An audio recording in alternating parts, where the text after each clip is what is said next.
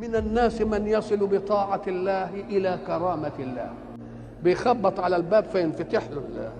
يقول مالك بن دينار: دخلت البصرة يوما فوجدت الناس قد اجتمعوا في المسجد الكبير يدعون الله من صلاة الظهر إلى صلاة العشاء، لم يغادروا المسجد، فقلت لهم: ما بالكم؟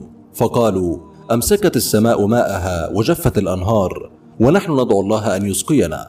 فدخلت معهم يصلون الظهر ويدعون، والعصر ويدعون، والمغرب ويدعون، والعشاء ويدعون، ولا تمطر السماء قطرا. خرجوا ولم يستجب لهم.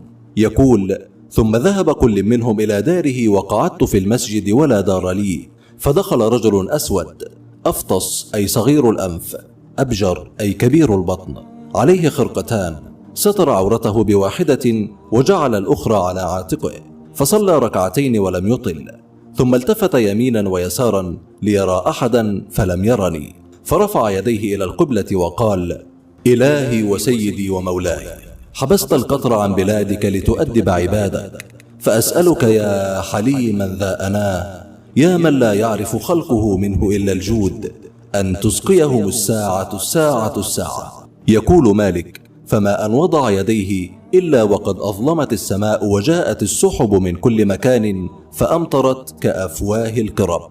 يقول: فعجبت من الرجل، فخرج من المسجد فتبعته، فظل يسير بين الأزقة والدروب حتى دخل دارا، فما وجدت شيئا أعلم به الدار إلا من طين الأرض، فأخذت منها وجعلت على الباب علامة، فلما طلعت الشمس تتبعت الطرق حتى وصلت إلى العلامة، فإذا هو بيت نخاس يبيع العبيد، فقلت: يا هذا، إني أريد أن أشتري من عندك عبدا، فأراني الطويل والقصير والوجيه، فقلت: لا، أما عندك سوى هؤلاء؟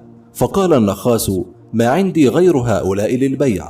يقول مالك: وأنا خارج من البيت وقد آيست، رأيت كوخا من خشب جوار الباب، فقلت: هل في هذا الكوخ من أحد؟ فقال النخاس: من فيه لا يصلح، أنت تريد أن تشتري عبدا ومن في هذا الكوخ لا يصلح. قلت: أراه، فأخرجه لي، فلما رأيته عرفته، فإذا هو الرجل الذي كان يصلي بالمسجد البارحة. قلت للنخاس: أشتريه، فأجابني: لعلك تقول غشني، الرجل هذا لا ينفع في شيء، هذا لا يصلح في شيء. فقلت: أشتريه، فزهد في ثمنه وأعطاني إياه. فلما استقر بي المقام في بيتي رفع العبد رأسه إلي وقال: يا سيدي، لما اشتريتني؟ إن كنت تريد القوة فهناك من هو أقوى مني، وإن كنت تريد الوجاهة فهناك من هو أبهى مني، وإن كنت تريد الصنعة فهناك من هو أحرف مني، فلما اشتريتني؟ قلت: يا هذا، بالأمس كان الناس في المسجد وظلت البصرة كلها تدعو الله من الظهر إلى ما بعد العشاء ولم يستجب لهم، وما إن دخلت أنت ورفعت يديك إلى السماء ودعوت الله واشترطت على الله حتى استجاب الله لك وحقق لك ما تريد. فقال العبد: لعله غيري، وما يدريك أنت لعله رجل آخر. فقلت: بل هو أنت. فقال العبد: أعرفتني؟ فقلت: نعم. فقال: أتيقنتني؟ قلت: نعم.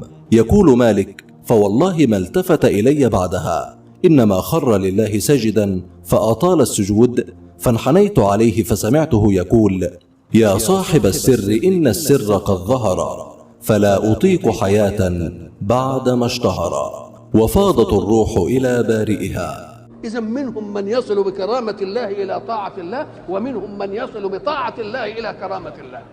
فلما يحصل قرب يبقى العبد قريب والله قريب، المعية دي بقى تديله الفيوضات الكبيرة بقى. فصدق الرسول صلى الله عليه وسلم حيث يقول: إن من عباد الله من لو أقسم على الله لأبره، أي لو أقسم على وقوع شيء أوقعه الله إكراما له بإجابة سؤاله. فاللهم اجعلنا من عبادك الأتقياء الأنقياء الأخفياء، اللهم آمين.